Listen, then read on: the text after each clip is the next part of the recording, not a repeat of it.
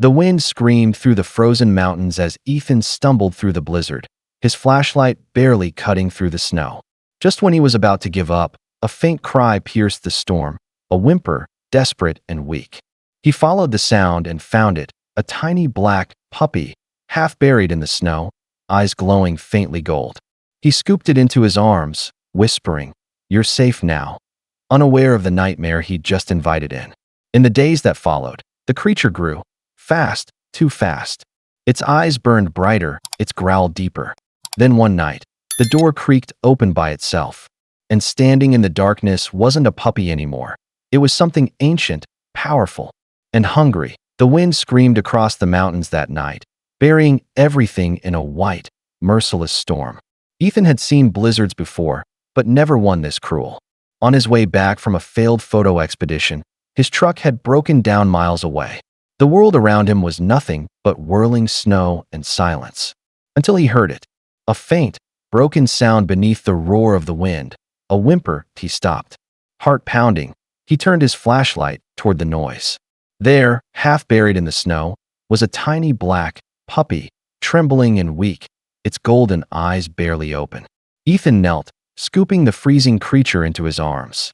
Its body was cold as ice, but it let out a small sigh, as if it knew it was safe. Without thinking, he wrapped it in his coat and trudged through the storm toward his cabin. Each step felt heavier, his breath coming in painful gasps, but he couldn't stop. Something deep inside told him this little life mattered. By the time he reached the door, his hands were numb, his face stung with frost, but the small bundle in his arms moved again, letting out a fragile, grateful sound that pierced the blizzard's rage. Ethan placed the tiny creature beside the fireplace, gently rubbing its fur dry with an old towel. The cabin creaked in the storm's fury outside, but inside, the faint crackle of the fire filled the room with warmth. The little puppy shivered, its breath short and uneven. Ethan poured warm milk into a small bowl and placed it nearby. For hours, it didn't move. Then, finally, it lifted its head, sniffed the air, and began to drink slowly. A weak smile crept across Ethan's face. "You're one tough little guy," he whispered. He decided to name it Shadow because of its jet black coat and the way it seemed to blend into the darkness. But something about it felt different. Its golden eyes followed him everywhere, sharp and knowing, like it understood far more than a normal pup should. As days passed, Shadow grew stronger, startlingly fast. It began pacing the room at night, staring at the door whenever the wind howled. Sometimes, Ethan would wake to find Shadow sitting at the window, watching the storm as if it were calling to him. It wasn't fear Ethan felt then. It was the uneasy sense that the creature he'd rescued might not be ordinary at all. A week later, the snow had stopped, but Ethan's unease hadn't. Shadow wasn't just recovering, he was transforming. The once tiny pup now stood nearly to Ethan's knee, its body lean and powerful. Its eyes glowed brighter in dim light, reflecting a wild intelligence. Whenever Ethan left the cabin, Shadow would circle the perimeter, ears twitching, growling softly at the unseen point. One morning, Ethan walked into the nearby village for supplies. As he paid for food, an old man behind the counter glanced at the muddy paw prints on his boots. "You've been up in the woods?" he asked, his voice low. "You be careful out there. Something's been prowling the ridge, bigger than any wolf we've seen." Ethan laughed it off, but the man's eyes didn't share the humor. That night, strange howls echoed through the valley, deep, drawn out, and haunting. Shadow froze, head lifting, tail stiff. Then, without warning, he began to howl back, long and low, a sound that sent chills down Ethan's spine. The next morning, Ethan found claw marks gouged deep into the wooden door. They were too large for a dog, too wide, too precise. And Shadow was sitting beside them, calm, silent, staring. The following days were uneasy. Ethan tried to convince himself that the claw marks were from some wild animal, maybe a bear, but deep down, he knew better. Shadow was changing too quickly. His shoulders had broadened, his legs had grown longer, and his fur now shimmered like ink under moonlight. When Ethan touched him, he could feel the strength beneath that sleek coat. One night, Ethan was awakened by a loud crash outside. Grabbing his flashlight, he stepped into the freezing dark. There, near the tree line, Shadow stood motionless, facing something unseen. "Shadow," Ethan called. The creature turned, and for a brief moment, the light caught its eyes. They gleamed unnaturally bright, almost human. Then, from the woods, came answering howls, not one, but several. Deep, guttural, and close. Shadow snarled, his teeth flashing white.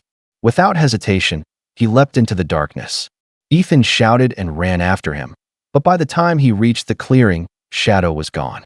The only thing left was silence, and huge tracks in the snow, far larger than any dog could make. Ethan's hands trembled as he traced them. His heart raced with a terrifying realization. Shadow wasn't just a rescue. He was a mystery, one tied to the wilderness itself. The next morning, Ethan barely recognized the creature that returned. Shadow emerged from the tree line just as the sun broke through the clouds, but he was no longer the small, trembling pup Ethan had rescued. His frame was massive now, his fur darker, thicker, gleaming with moisture. His eyes, they burned gold like fire. Ethan stepped back, his breath catching. "Shadow," he whispered. The animal tilted its head, as if it remembered the name, but there was something ancient in its gaze, something that didn't belong to any domestic creature. That night, Ethan couldn't sleep. He heard footsteps pacing outside, heavy and deliberate.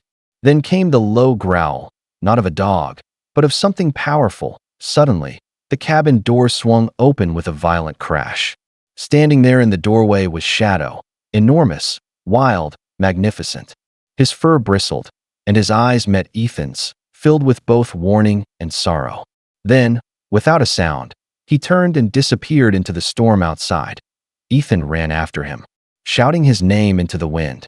But all he heard were howls echoing through the mountains, dozens of them, merging into one haunting call. The pack had returned for their leader. When dawn broke, the storm had finally passed. The mountains glistened under a soft pink sky, peaceful again, but the cabin door hung open, snow scattered across the floor. Ethan sat there, exhausted, staring into the empty forest. Shadow was gone. Only paw prints remained, leading up the ridge before vanishing into the mist. They were massive, far too large for any dog. Days later, Ethan packed his camera and followed the trail one last time. At the edge of a frozen cliff, he stopped. There, in the distance, stood a creature unlike anything he'd ever seen. Tall, sleek, majestic. Shadow. Their eyes met across the icy expanse, and in that brief moment, Ethan understood. Shadow wasn't lost. He had simply gone home. The great beast lifted its head and howled, a deep, haunting sound that carried through the valley like a farewell. Then, it turned and vanished into the wilderness, leaving Ethan alone with the echo. Months later, back in the city, Ethan displayed his final photograph, a dark figure against a white storm, golden eyes glowing like embers. Beneath it, a single caption read, "Not all wild things are meant to be tamed."